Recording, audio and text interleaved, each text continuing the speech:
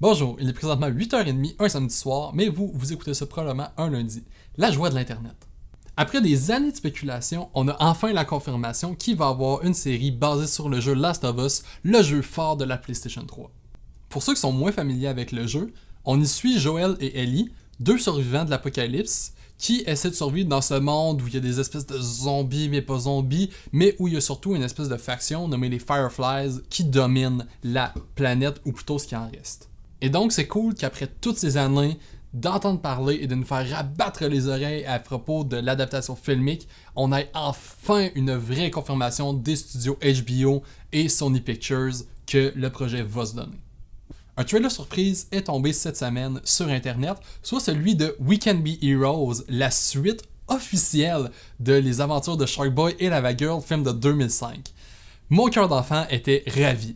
Le mien aussi. Pour l'instant, on a quand même beaucoup d'informations sur le film. On sait que c'est les enfants de Shark Boy et Lava Girl qui vont prendre la relève, puisque les deux vont se faire kidnapper. On sait aussi que Taylor Looney reprend son rôle de Lava Girl, mais Taylor Lautner n'est pas là pour reprendre son rôle de Shark Boy, probablement parce qu'il est trop occupé à nager dans tout l'argent qu'il a fait avec Twilight. C'est Robert Rodriguez qui revient à la direction et le film sortira sur Netflix en 2021. Tant qu'à parler de vieilles séries qui ont une nouvelle opus inattendue, on parlait de Scream, dont le 5e volet s'est achevé au niveau de la production récemment. On sait quand même peu de choses, mais en même temps beaucoup de choses sur le film. On se doute que ça va être un reboot puisque le film s'appelle pas Scream 5 mais juste Scream. Et aussi, on sait que les plus gros acteurs du film reprennent leur rôle respectif à l'intérieur de celui-ci, dont Neve Campbell, David Arquette et Courtney Cox. Le film devrait sortir en salle d'ici janvier 2022. D'ici. Puis tiens, je vous en rajoute un juste pour le fun. On a aussi Francis Ford Coppola qui a annoncé qu'il sortait un nouveau cut de Godfather Part 3. On sait qu'on peut s'attendre à quelques scènes coupées ainsi qu'une remasterisation au niveau sonore et visuel du film. Il va aussi sortir en salle pour une sortie limitée afin de permettre aux gens de revoir le film, mais on sait pas exactement si ça va être une réédition comme il l'avait fait avec Apocalypse Now dans les années 2000. Et donc, croisez-vous les doigts pour avoir la chance de voir ce bijou en salle à partir du 4 décembre. Et côté film d'horreur, on a deux grands maîtres de l'horreur moderne qui ont annoncé leur troisième film chacun de leur côté. D'un côté, Jordan Peele, réalisateur de Get Out et Us, a annoncé son prochain film pour juillet 2022. On n'a par contre aucune information sur le projet jusqu'à maintenant, donc c'est quelque chose sur lequel on va garder l'œil. De l'autre côté, on a beaucoup plus d'informations sur le prochain film d'Ari Aster, réalisateur de Héréditaire et Midsommar, qui mettra en scène Joaquin Phoenix, dans un film qui s'appelle Boys Afraid, et qui est décrit par le réalisateur comme étant un espèce de cauchemar comique. Donc, connaissant l'univers d'Aster, ça risque d'être assez intéressant, mais surtout excessivement troublant. Ça fait 4 heures de temps. Oui. 4 heures. Damn! Ça je le cas? C'est quoi ça? On a jamais entendu parler de ça. C'est quoi? Ça me tente pas d'en parler. On peut juste le skipper? Pour vrai, c'était quoi? Tu m'as dit tantôt que j'ai C'est moche. Un personnage qui va être annoncé, qui va probablement avoir un rôle de comme 2 minutes et demie à l'écran, qui va faire aucun de sens.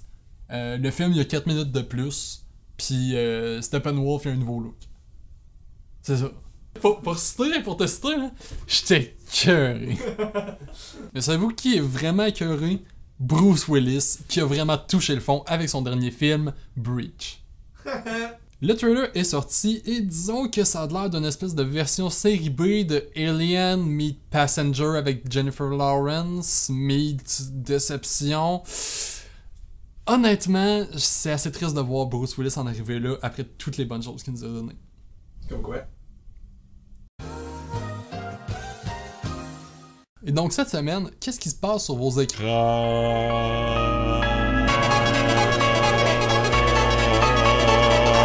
Donc rapidement sur Netflix, on a Hillbilly Elegy, le prochain film de Ron Howard dont on a parlé dans le dernier Scène News, qui sort demain si vous écoutez l'émission ce lundi, ou sinon le 24 novembre si vous l'écoutez à n'importe quel autre moment. Il y a également Spider-Man Into the Spider-Verse qui va arriver sur Netflix et dont moi je suis très content de pouvoir revoir même si je l'ai en DVD. C'est tout.